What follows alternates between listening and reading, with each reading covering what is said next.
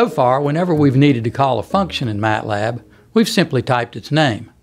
And that, of course, is the most common way of doing it. But sometimes it's very handy to call a function through a variable instead. A variable that identifies a function is called a function handle. And there are some cases in which function handles are useful. For example, some functions can take other functions as arguments. The integral function, for instance, uses numerical approximation to estimate the integral of any function supplied as an input argument.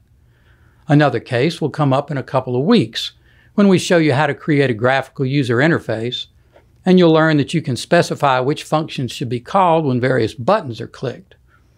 These are termed callback functions, and you specify them using function handles. There are two even more advanced cases. You can actually create a one-line function without a name, called appropriately enough, an anonymous function. And the only way to call it is through a function handle. Finally, function handles allow a function inside one M file to call a subfunction inside another M file. And speaking of subfunctions, after we're done with function handles, we'll show you how to use nested functions, which are similar to subfunctions but are defined inside other functions. But we'll get to that later. For now, let's learn how to get a handle on a function. Actually, it's quite simple to create a function handle. You simply prepend the name of the function with the @ character, like this. So now trig is a variable whose type is function handle, and it contains a handle for the built-in sign function. Once we have a function handle, we can use it to call the function. And we can use trig anywhere we can use the sign function with the same result, such as this.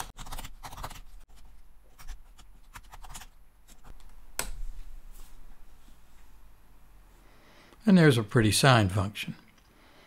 We can also assign the value of one function handle to another variable.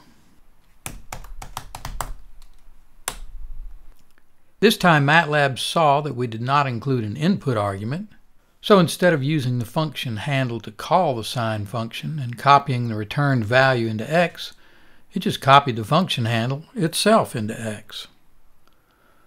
So now we can call the sign function with X.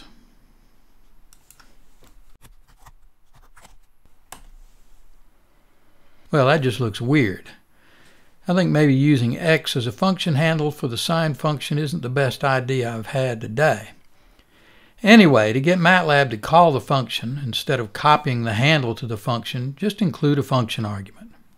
But what about functions that you call with no arguments, like the function pi, which may not seem like a function, but actually is a function, a built-in function. It just doesn't look like a function because it takes no input arguments and returns just one output argument. Let's assign a function handle for pi to the variable myPi. And now let's try to use it to give X the value pi again. Well, that didn't work. To call the function, just include empty parentheses, like this. There. If you want to put together an array of several function handles, you can't use regular arrays.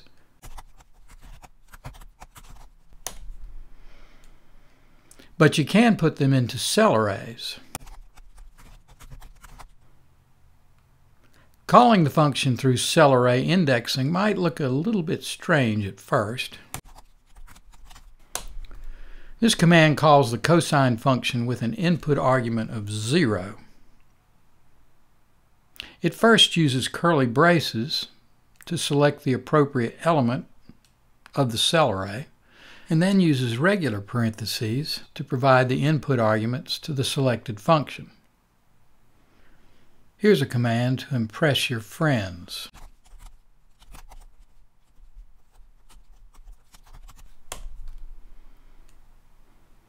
We just called plot by putting a 3 in curly braces to draw the sign by putting a 1 in curly braces from -pi to pi. These aren't particularly useful examples, I have to admit, unless you're into writing code that nobody can understand, for some evil dark net purpose. But we've got some other examples for you that make a bit more sense. Let's start by introducing a MATLAB function named Fplot. Fplot is a variant of the plot function, but it takes a function handle as its first argument and plots the function between two limits, which are given in its second argument as a two-element vector. For example, let's plot the sine function from 0 to 2 pi.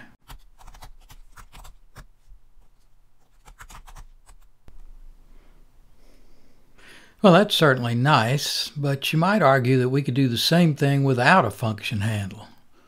The good old-fashioned way with plot.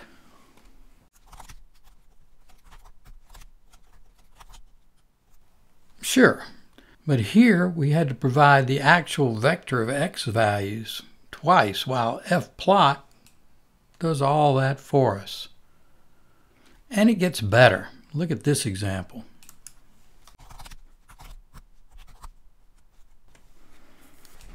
This time we plotted the tangent with Fplot. And here we can see one of the peculiarities of the tangent function. It has a discontinuity at 1/2 pi. The value of the function goes up toward infinity when we approach 1/2 pi from the left, and it goes down toward minus infinity when we approach 1/2 pi from the right. Fplot handled this discontinuity with finesse and even plotted a dashed line to mark it. Very nice. Let's try plotting the tangent with the regular plot function.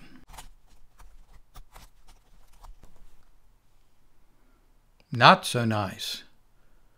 In fact, it's not even symmetrical. Well, maybe we just didn't use a resolution that was fine enough. Let's try a step size of 1/1000th instead of 1/100th.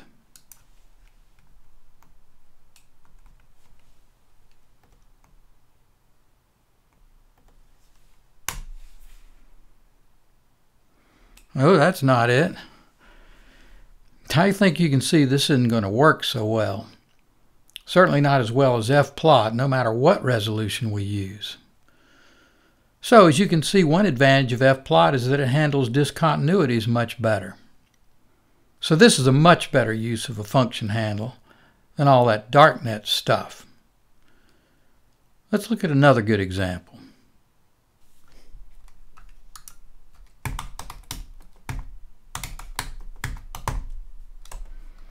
Let's say we have a polynomial expression that we need to use a few times in our program.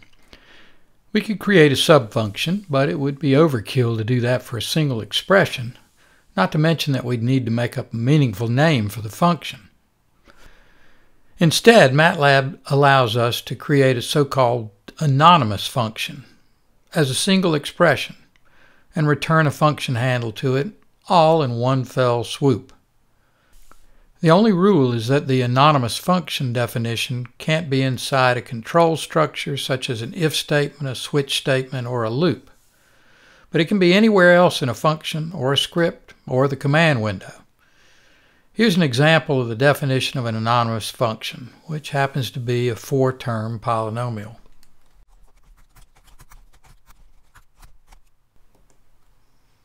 Let's try our new function using its handle.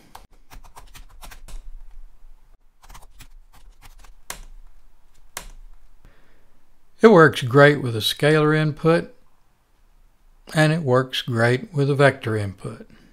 And we can plot it too.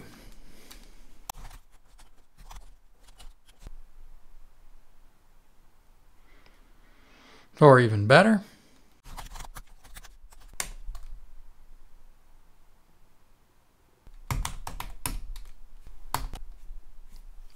the syntax is quite simple. The @ sign, followed by a list of formal input arguments, in this case just one, in parentheses, followed by a single expression. No if, switch, or loop statements allowed. The @ and the arguments in parentheses tell MATLAB that we are defining an anonymous function. Its body comes next and is a single expression involving the input arguments, in this case x. The rule for the input argument specification is the same as for regular functions. It's just a comma-separated list of legal variable names. Like this.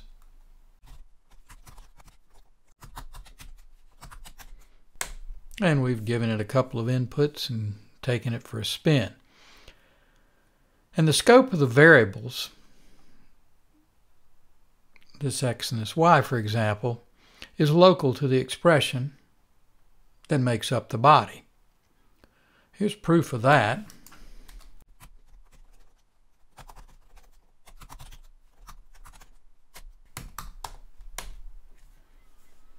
Here we first gave x and y the values 1000 and 2000. Then we called xfn, giving its local variables with the same names, x and y, the values 10 and 12. After the function returned, we checked x and y and found that they still have the same values that they had before the function was called. So the variables outside the function are not accessible inside the function if they have the same names as one of the arguments. So x, x, y, y. On the other hand, all the other outside variables are accessible, as can be seen in this example.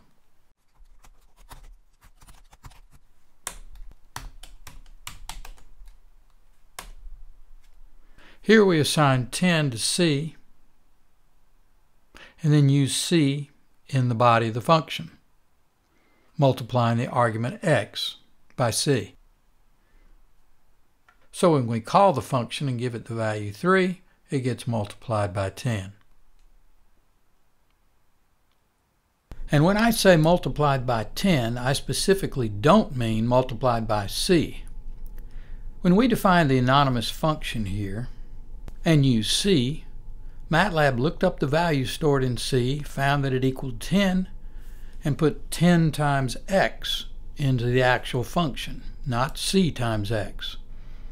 That c inside the function looks like a global reference to the variable c outside the function, but it's not. If it were a global reference to c, then if we change c to 11 and rerun the function, we'd get 33, which is exactly what would happen if f were the handle of an ordinary function that made a global reference to c. But that is not what happens for an anonymous function.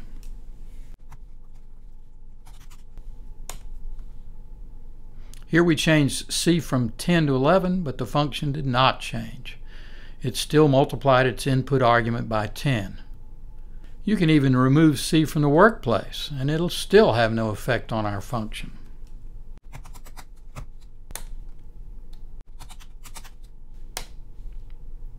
Unless we redefine it, there's a 10 fixed in the definition of that anonymous function, not a c. I think I'm going to clear things here.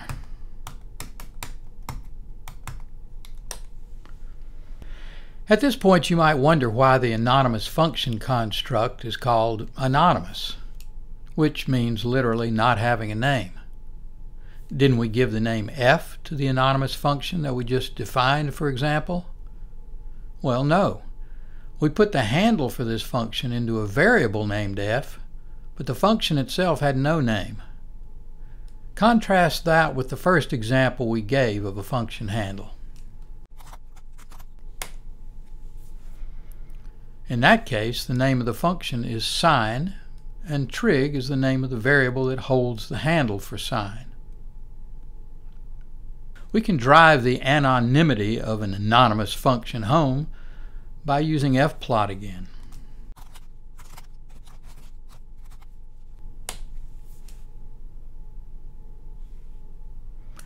Here we've given Fplot an anonymous function whose expression is x plus the sine of x. It plots the function from -5 to 5, and yet there's no name for the function anywhere.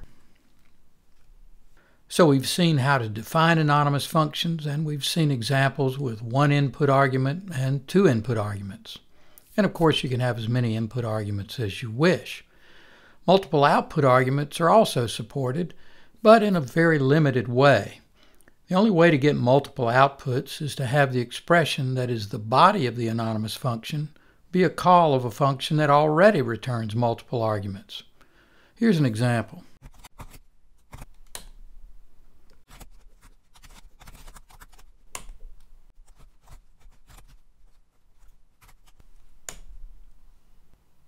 In this anonymous function, the expression is a call of the function max, which already provides two output arguments: the values of the maximum elements in the columns of its argument and the row indices of those elements.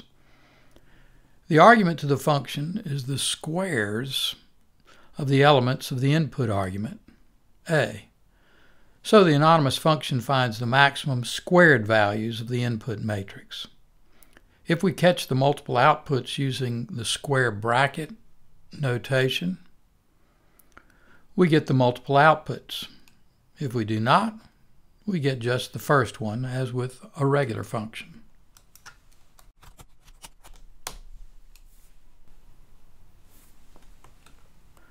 As we said, with anonymous functions, you can get multiple outputs only by calling a function that already produces multiple outputs. But you can get a lot of versatility by using the deal function.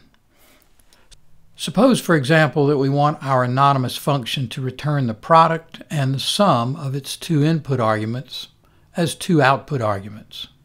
You can do it with deal, like this.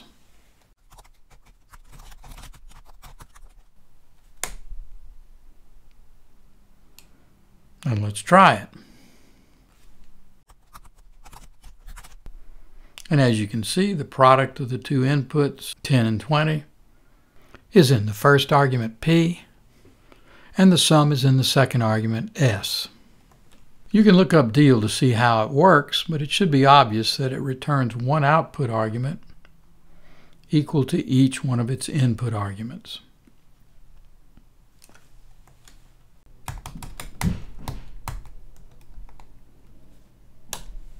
Well, we've seen how to define function handles both for normal functions and anonymous functions. A normal function has a function name and can have any number of statements in its body. But an anonymous function has no name, and it can have only one statement in its body. Also, if you want to have multiple outputs from an anonymous function, its one executable statement has to be a call to a function that already returns multiple outputs. We put up with these anonymous function limitations because when the function we need to define is just a single expression, it saves us from having to define a normal function. In addition to the three kinds of functions that we've seen so far, the main function, the subfunction, and the anonymous function, there's one more kind of function that we need to talk about. It's called the nested function. What is a nested function? Well, it's similar to a subfunction in that it lives in an M file with a main function, just like a subfunction does. However, a nested function is actually defined inside the body of another function, also called its parent function. The simplest and most frequent use case is when the parent function is the main function and there's one or more nested functions inside it. Here's our first example, which will help visualize the structure. The main function starts here and is terminated by this end statement. Inside the main function, a nested function starts here and is terminated by this end statement. Finally, a subfunction starts here and is terminated by one last end statement. Oh, and a nested function can appear anywhere in the body of the function in which it's declared, at the beginning, at the end, or somewhere in the middle, as it does here. Its location has no effect on the execution. Ending functions with end statements is optional in an M file with no nested functions, but if one or more nested functions are included in the M file, then every function in the M file must be terminated with the end statement. The end statements are necessary to determine the nesting structure, but it's a rather trivial syntactical difference between nested functions and subfunctions. A far more important difference, a semantic difference, between subfunctions and nested functions concerns scope. Remember that the scope of a variable is the set of statements in which that variable is visible. The usual rule is that each function has its own scope. Its variables are visible to all statements inside the function and invisible to all statements outside the function, whether they be in another function or in the command window. Do you remember us paraphrasing the Las Vegas saying in the first course, "What happens in a function stays in a function"? Well, in the age of social media and nested functions, these rules do not apply anymore. A nested function has access not only to all the variables inside it, but also to variables inside its parent function. Similarly, the parent function has access not only to all the variables inside it, but also to variables inside its nested functions. It's like modifying that Las Vegas statement to this: what happens in Las Vegas stays in Nevada. So why is this good? What's the benefit of this sharing of variables between a nested function and its parent? Well, it makes it simpler to pass information back and forth between the two functions. Simpler, that is, than passing arguments in and out. Let's say that a subfunction would need 10 different parameters to work with. Instead of passing each of these as input arguments, we can make the function a nested function, and it can access the parameters directly. It can also be more efficient when the parent wants the subfunction to change the values in a large array. Again, because it can access the array directly instead of copying values into an input argument of a subfunction and copying the output of the subfunction back to the parent, saving both time and memory. Basically, a nested function and its parent are more tightly integrated than a subfunction and a main function, and as a result they can work together more efficiently. Let's see what's going on in this first example. The main function's goal is to multiply its input x by 10 and return the result in y1, and multiply x by 11 and return that result in y2. So for example, if the input is 3, it should return 30 and 33. Let's see if it works. It does, and it accomplishes its goal by setting c equal to 10, inputting x into the nested function, which multiplies c times its input and returns the result in out. Then the main function assigns that result to y1. And then it repeats the process right here by setting c equal to 11, calling enter again, this time assigning the result to y2. And while it's doing all this, it calls the subfunction named sub a couple times, here and here, to print a message telling us what it's doing. The key feature here is the variable c, which has this bluish-green color. That color is there to highlight the fact that c is accessible in more than one function.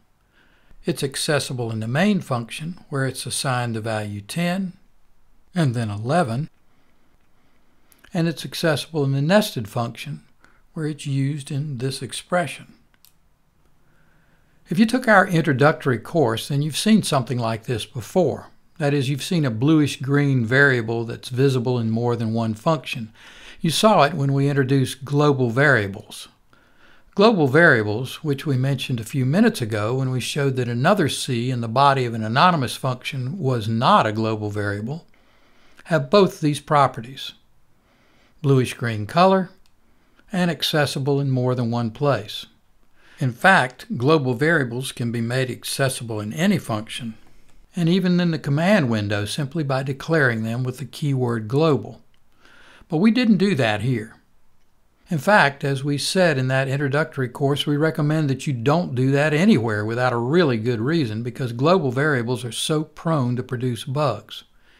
Here, instead of having to use a keyword to make a variable accessible in both the main function and the nested function, we simply assign a value to a variable, say C, anywhere in the main function, and then use the same variable name, C, anywhere in the body of the nested function. And voila, you've got the same C in both functions. Well, there is an exception. It doesn't work if you use C as an input argument or output argument in the nested function. We didn't do that with C, so it is accessible in both functions. So to summarize, in order to make a variable visible in both a nested function and its parent, you assign a value to it in the parent and use it in the child. Let's make that rule clearer with another example. This function sets the variable r, which represents the radius of a circle, equal to 7, and then calls the nested function, named calculateArea, to calculate the area of the circle with radius r. Finally, it prints the area. There's no need to give the nested function input and output arguments because it shares variables with the main function. Let's run it. Uh-oh. What happened here? Let me stretch the command window so you can read this error message.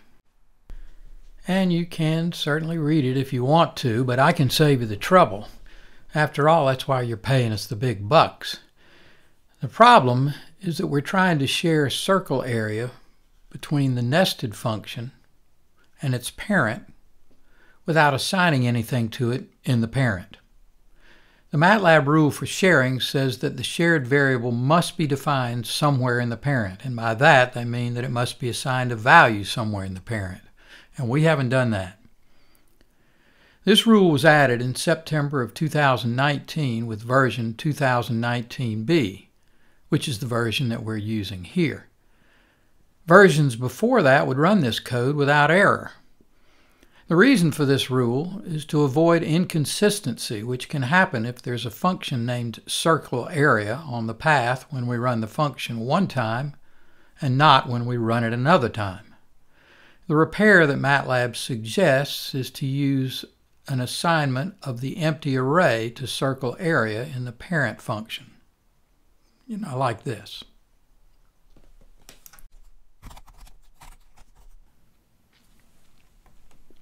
Well, did you see what just happened? Suddenly circle area turned bluish green everywhere. The editor has scanned the code.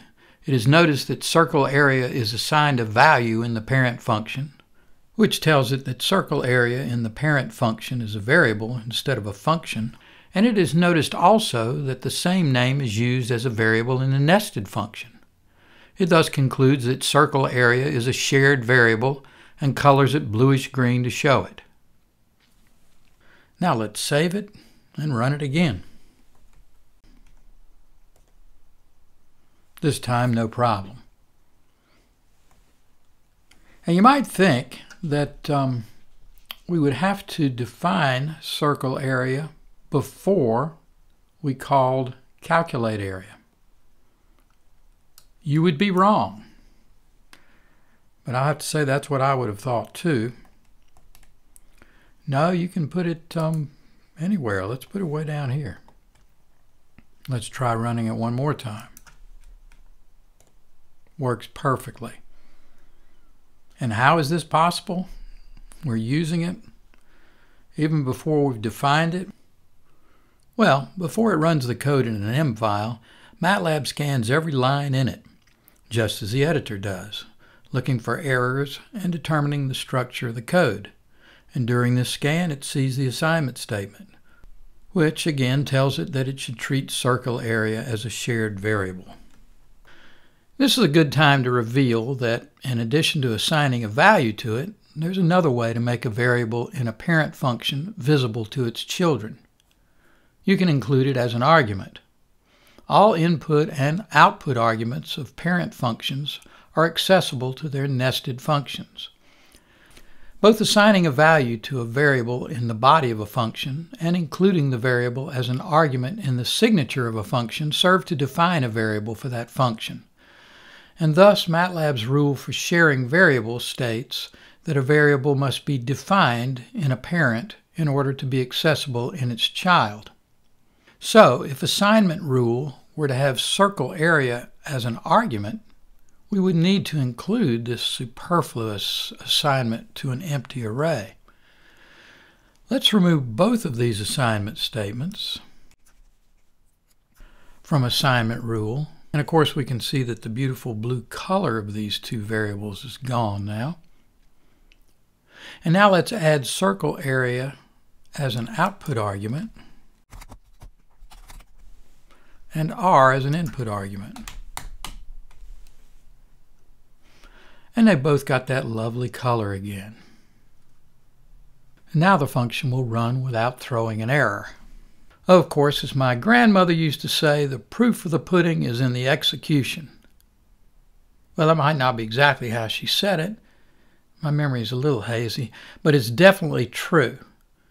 Let's save it and run it. There's your proof, Grandma. Well, at this point, we've looked closely enough at our first examples that you should have gotten a pretty good idea of shared variables. But what we haven't done yet is look at an example that has a nested function inside a nested function. I'm going to wave my magic wand and make one appear. Abracadabra. And there it is. It's a main function and some nested functions. The name of the main function is simply a, and a contains an assignment to the variable xa, followed by declarations of two nested functions b and d, and it calls the functions show, b, and d. b here contains an assignment to the variable xb and the declaration of one nested function c. So here for the first time we have a function nested inside a function that is nested inside another function. b is a child of a, and c is a child of b, so c is a grandchild of a. Both b and c are descendants of a, and MATLAB allows descendants as deep as you want. Great-grandchildren, great-great, and on and on and on. Although you rarely see anything past grandchildren. C contains an assignment to the variable xc, and d down here contains an assignment to xd. So each function has a variable defined inside it that is named after it. A has xa, b has xb, c has xc, and d has xd. That makes it easy to keep track of where the variables are defined as we talk about them. And so let's talk about them. In particular, let's talk about where each variable is accessible. To do that, it helps to introduce some new computer science terminology. Non-local scope.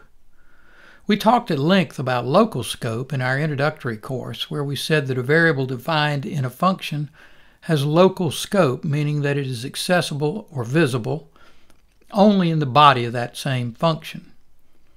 The other scope we talked about was global scope, which, as we mentioned, is visibility in the body of every function in which the variable is declared to be global by means of a global keyword. Well, the non-local scope of a variable comprises the bodies of every function that is a descendant of the function in which the variable is defined.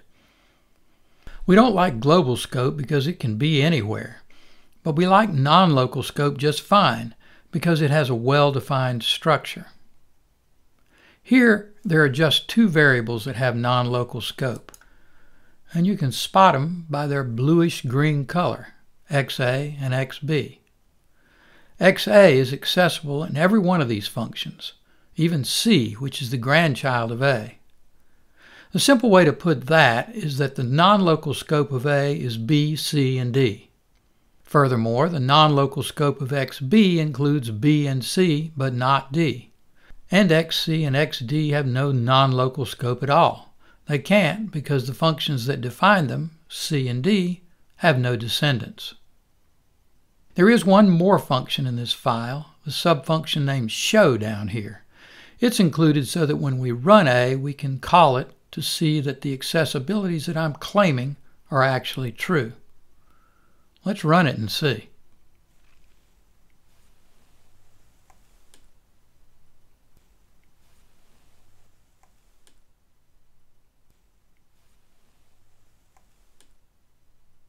You can see here the accessibilities of all the variables. In A, XA is accessible. In B, XA and XB are accessible. In C, XA, XB, and XC are accessible. And in D, XA and XD are accessible. And D is called twice, once down here in A and once up here in B. This second call of D brings up a visibility rule for nested functions that we haven't mentioned yet. It's the rule that tells us where a function is accessible, where it can be called. There are actually 3 paths for accessibility. A parent can call a child, as for example here A calls B and D, but it can't call a grandchild, so A can't call C. A sibling can call a sibling, as for example B can call D. And a descendant can call any ancestor, so C could call B or A, for example. The sibling calling feature is interesting because of the difference from the variable sharing rule. While sibling functions can call each other, they can't access each other's local variables. Access to functions goes up and down and side to side, but access to variable goes only up and down. There's an interesting thing about calling an ancestor too. It's recursive. We didn't include a single example of that because if we did, it would be a recursive call and that would make our example too complicated. As we explained in our segments on recursion, we'd have to have a base case and a recursive case and a conditional statement, and all that would hide the simple nesting structure that we wanted to show here.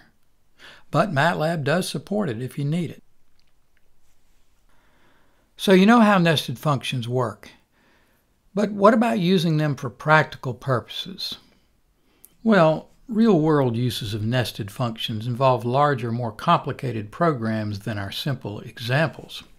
But there is actually a relatively simple but useful example where nested functions come in handy. A function can return a handle to one of its nested functions. And it's really pretty cool what you can do with it. Ready to see it? Well, we're not going to show it to you. Not yet. We're going to build up to it. First, we want you to watch me do something in the command window that you've already seen me do.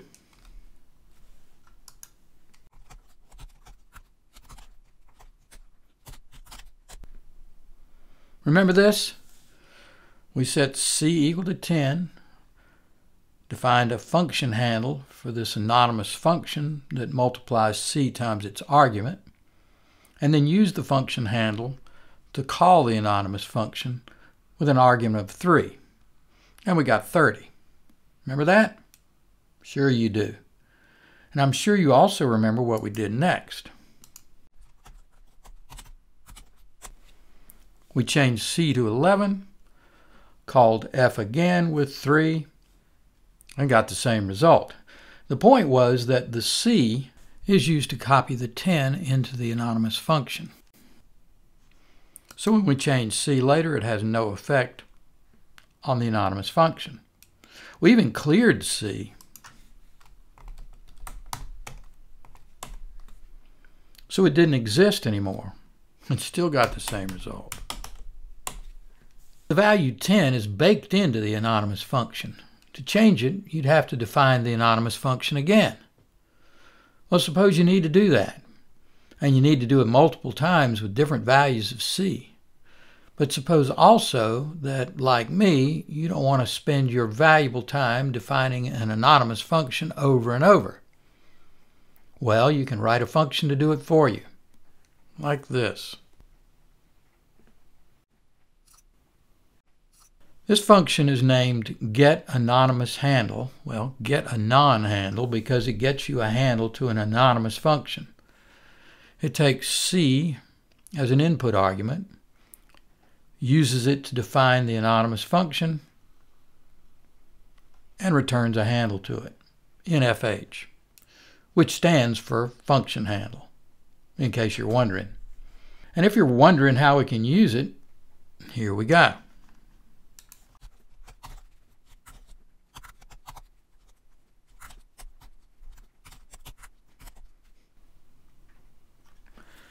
We first call our anonymous function handle getter with 10, and it builds an anonymous function that multiplies 10 times its argument.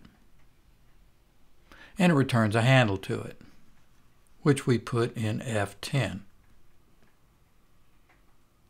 Then we call it again with 11 to build a new anonymous function, one that multiplies its argument by 11.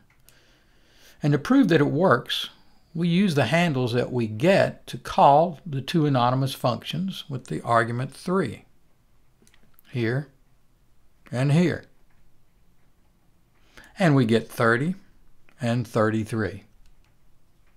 So just as with the anonymous function, the value of c that we called our handle getter with is baked into the nested function that we get the handle to. But this time we baked two functions, one with 10 and one with 11. All right, it's finally time to let you see a function that returns a handle to a nested function. Now here it is.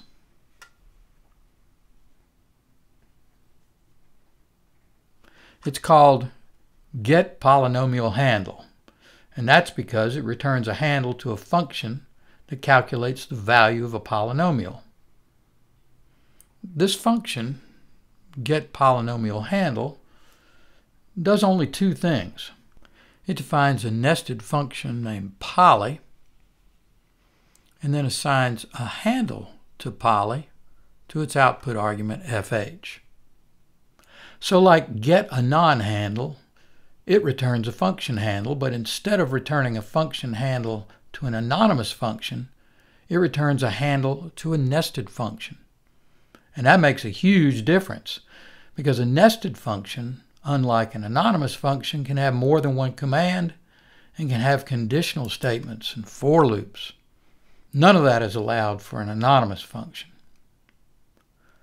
Let's look at the nested function. Poly sets a local variable named polynomial equal to 0, and then enters a for loop that repeatedly adds this expression to polynomial. The expression references p, which is the input argument of the parent function, and has non-local scope inside poly, hence the bluish-green color. This loop builds a polynomial in x term by term, getting one coefficient at a time from p. So the handle to the nested function can be used to pass in an argument x, and it'll return a polynomial in x based on the coefficients in p. Let's call it.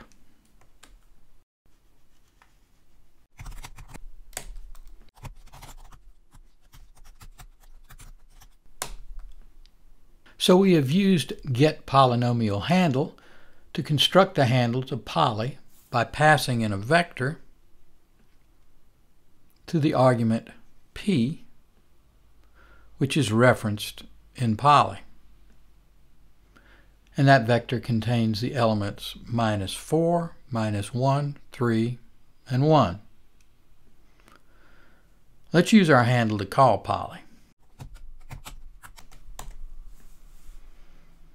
So that answers the burning question, what is the value of -4 minus x plus 3x squared plus x cubed when x equals 1? And it's -1.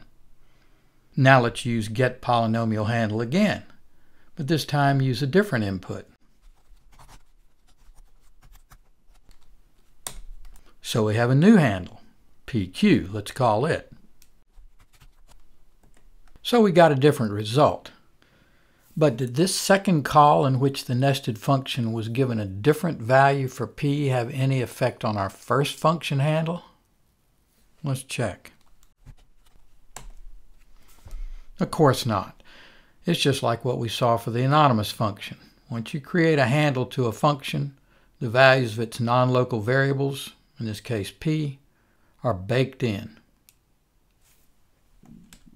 So that's it for nested functions. But before we leave, let's plot PC and PQ using Fplot. We'll plot them over the range from -3 to 2.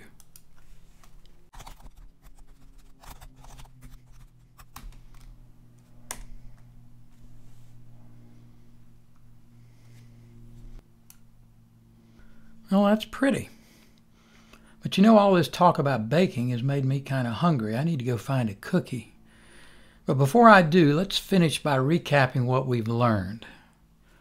First, we learned that a nested function is a function that's defined inside another function, and that the nested function is called the child of the outer function, which is called the parent.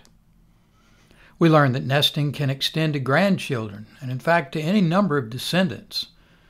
And we learned about non-local scope, which means that an ancestor and a descendant can share variables. We learned that a parent can call a child, a sibling can call a sibling, and a descendant can make a recursive call to any of its ancestors. And finally, we learned that a function can return a handle to a nested function. One last note before I get that cookie is that this nesting construct is not new. It was invented 20 years before MATLAB, way back in the 1950s, for a programming language called ALGOL, A-L-G-O-L, which stood for Algorithmic Language. That language introduced a lot of the constructs that we use today, and some that have died out. The concept of the nested function and the automatic read-write accessibility to variables in its ancestors through non-local scope almost died out. In fact, it's not supported by any of the languages C, C++, or Java, except through workarounds. So MATLAB is almost alone in keeping it alive. The purpose of the nested functions is the same as it was when it was introduced by ALGOL a half a century ago, and that is to simplify the passing of information back and forth between functions. It accomplishes that via non-local scope, while avoiding the confusion of global scope and the cost and clutter of parameter passing. And MATLAB's simple syntax and semantics for nested functions does a really nice job of keeping it all simple.